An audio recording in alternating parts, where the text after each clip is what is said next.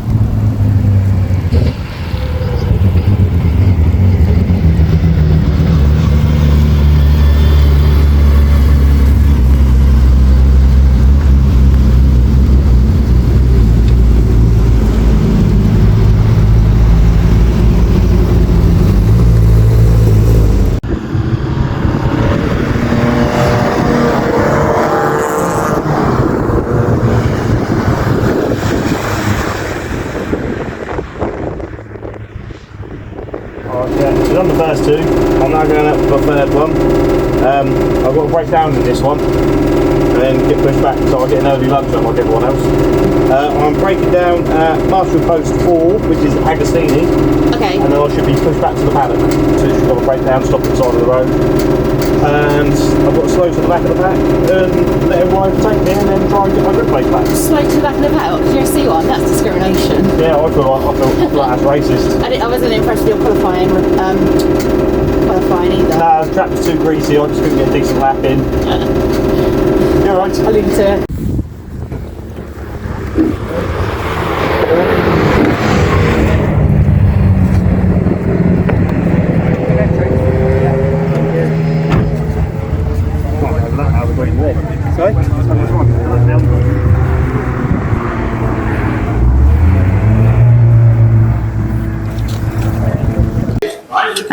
Tell me what you've been up to this morning. What? What have you been up to? Oh, I thought I didn't realize you were filming. Yeah. Well, we've done scenario 1 was just drive round, green flags, all race. Scenario 2 we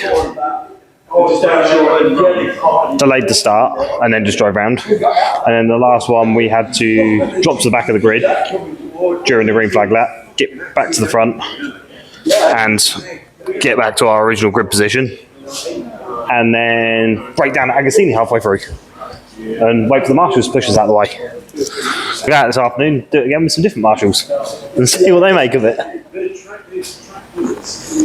This one, yeah, we just drive around, return to the paddock on the red flag, and then go out and do another couple of laps. So a nice easy one to start with. Let's see what we can find on the radio that's worth listening to. Was monitoring their pit strategy, and and he told Greg or Kev, if we speed them up enough, I reckon they'll run out of fuel. So they sped me up, I sped up, they responded. Literally 2 laps in the end, they had to pull in for a splash and dash because I responded.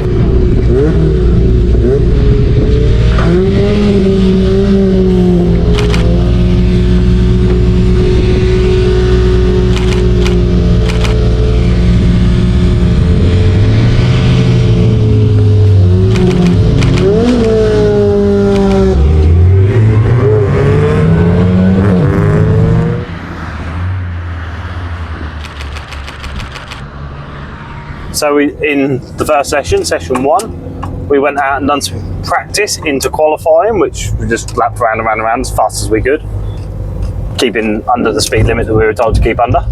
Had a little bit of fun, overtook a few cars, they overtook me, and may or may not have undertook under yellows. And yeah, done that. That was session 1, that was just a nice, simple, easy ride round. Session 2 was a little bit more exciting. I broke down on the start line and had to delay the start for me, and then when the marshal come to it, amazingly the mighty little C1 burst into life and I was able to take the start. And then we rode round and round and round, overtook under yellows and dodged some debris that suddenly appeared mid-track. And undertook under yellows again, laughed at a few drivers that were getting track limit warnings. And then that was the end of session 2. And then in session 3, what did I do in session 3? You broke down again. I broke down again, I did. I broke down on lap 3 in the same place, both sessions, which is really weird.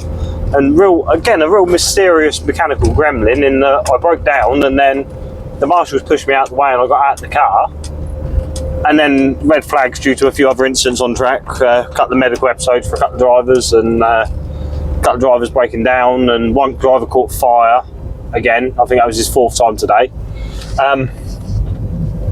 Broke down, and then we realised there wasn't enough cars to take the restart. Mighty C1 yet again managed to burst into life, and we quickly got belted back in and went and done the restart, which we were allowed to do because obviously it was a full restart, just red flags.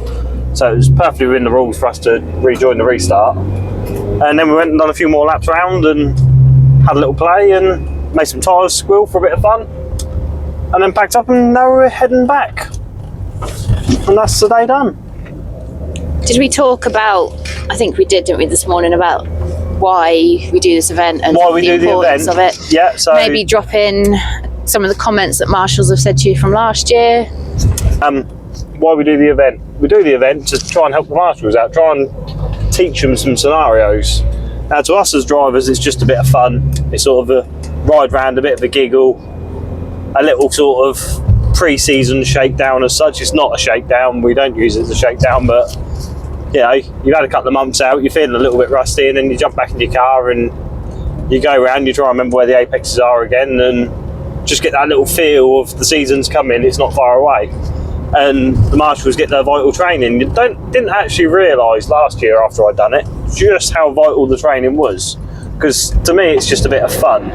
And then I had a marshal come over this morning around about just before session 2 I think it was, or session 3, and he was chatting to me, and I was one of the drivers that collapsed outside of my car last year and done the big dying swan across the bonnet and on the floor where they couldn't see me and they had to run to me under double yellows. And he come over and he said to me about how later that year, some point in the summer, I can't remember the exact day, they had some heritage single seaters, the ones that don't have seat belts. And one of the drivers unfortunately had an incident where he got flung from his car. And it turns out that the marshal on scene, or on site first, that day, was the same marshal that had come and saw me after I'd done my dying swan. And he said that the training he'd received at the start of the year when sorry, this road's really bumpy. The training that he received and the scenario that we had played out a few months previous basically helped him to plan what needed to be done, plan the scenario in his head again. He just went back into almost autopilot and done what he had to do last time. So that really helped him. A couple of other marshals come over and they said they had sort of similar scenarios where, you know, drivers were fighting last year on a training day and they had sort of a bit of pushing and shoving this year, and so yeah, the marshals do learn a lot from it. Sorry, I've got hiccups now.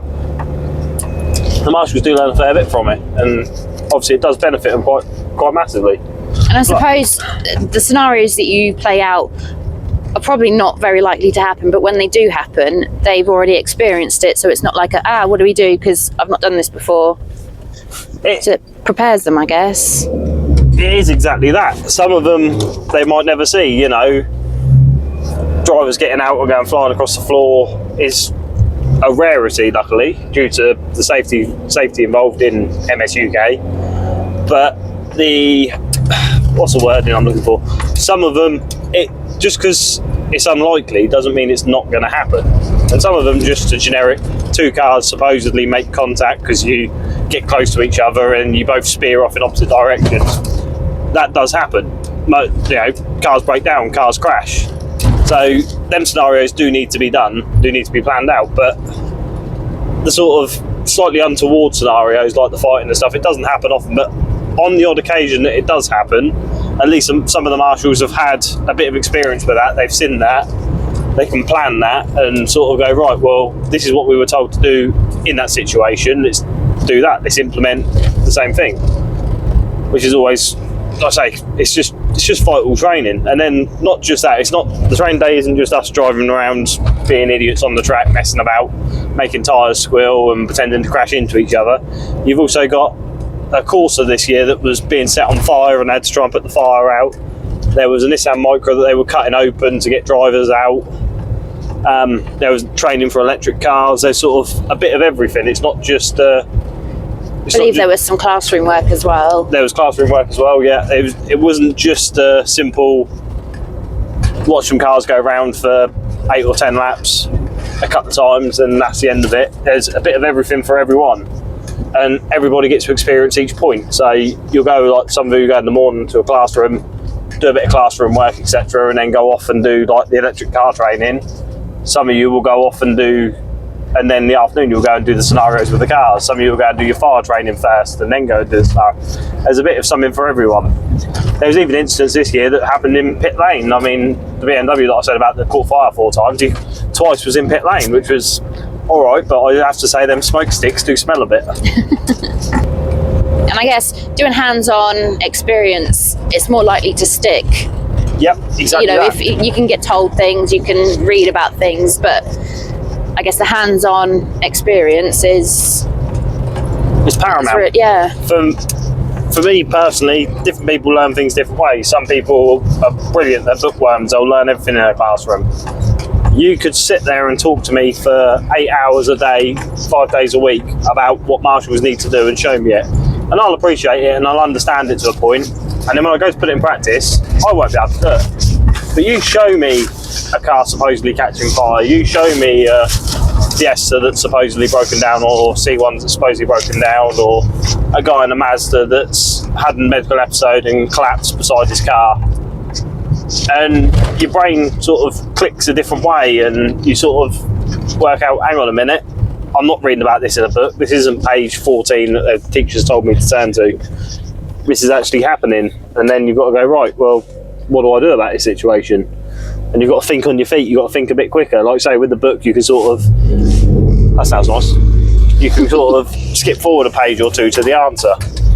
Whereas in real life, you haven't got the book, you haven't got a classroom, you haven't got a teacher to ask. You've literally just got to rely on yourself and the other 3, 4, 5 people that are in a marshal post. Any sort of training, any sort of learning, when it comes to marshal training, I'm happy to support. It's, without them, I can't go racing, I can't have my fun. I can't, even track days, any marshals for track days. And these sorts of, some of these scenarios happen on track days. I've had a car that's rolled at a track day, wasn't me driving. I've seen cars break down on track days, it happens. So any training you can give any marshal at any point, I think any marshal should jump at the opportunity. And I think more people should try and support the marshal training. The fact that like today we had 6 cars, which isn't bad, 6 people have given up their Sunday and their diesel to. And some of them have travelled quite a way as well. I was It's not about all to say, local people. yeah, it's not all local people either. I mean, it's all right for us. We're only half an hour, so we've got no problem in sort of supporting this day. But I know the Gildings Motorsport, Army Motorsport boys have come up from Corby, I think they said, which is sort of like near Silverstone. That's just over 2 hours from here, or just over 2 hours from Snetterton. And they've travelled 2 hours. They left at, I think it was 6 o'clock this morning or something, or 5:30 this morning, just to ride round at 50, 60 mile an hour in a Citroen C1 and pretend to break down at the side of the track. That's because they also understand the importance of this track day, or this testing. Training, that's the word. Training's the word you're looking for. Training's the word, not track day. So, yeah, I guess in a nutshell, At any opportunity, help your marshals. Don't slate your marshals. I was going to say don't swear at your marshals. Oh, they but love that. They were loving that today. There's different circumstances, obviously, but treat the marshals with a bit of respect. Try to help them. You know, they're there doing their hobby. You're there doing your hobby. Without us drivers, the marshals can't do their hobby and they can't go and watch racing. But without the marshals, we can't do it. The marshals are giving up their time for free. They get sometimes a cold sandwich and a can of Coke if they're lucky as a thank you. You know, yeah, right, it costs us money to be there as well.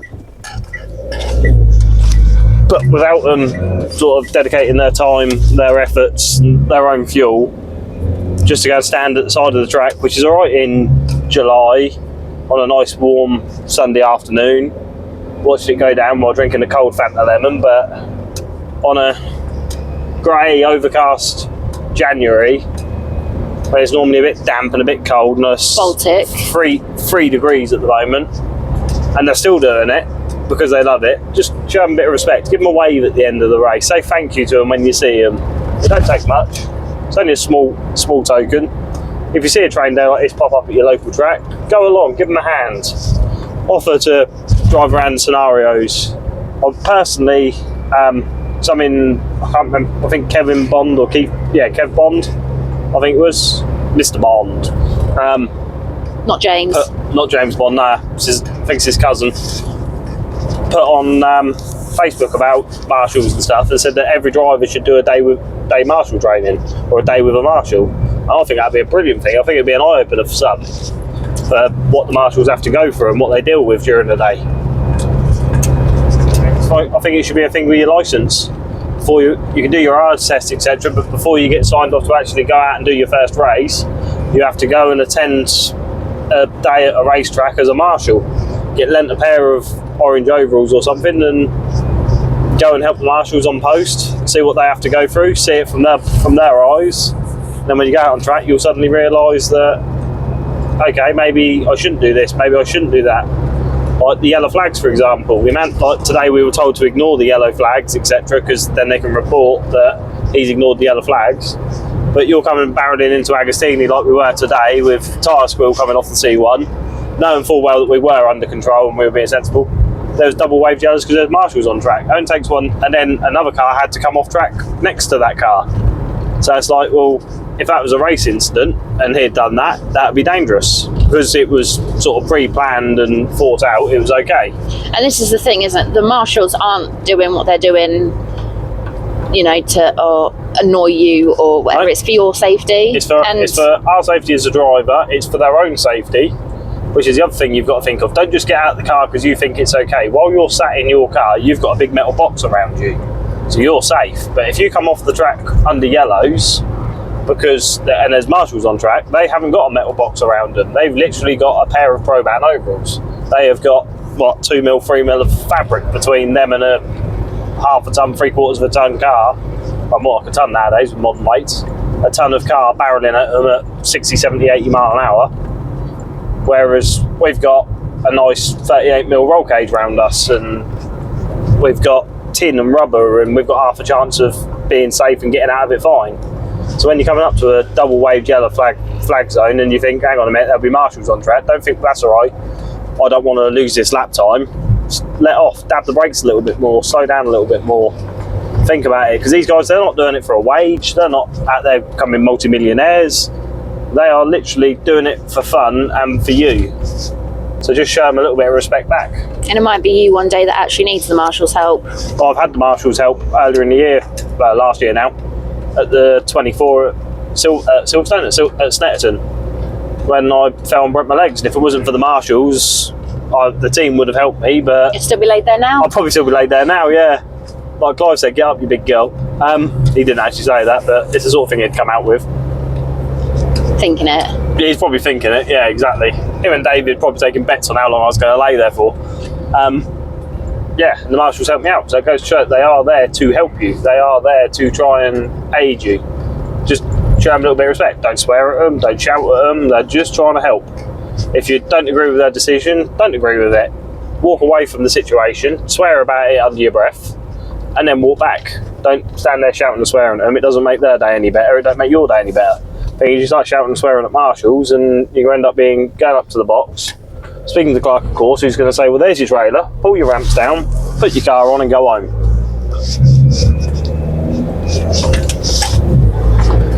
That's that. That's that then. All right. So, Finn,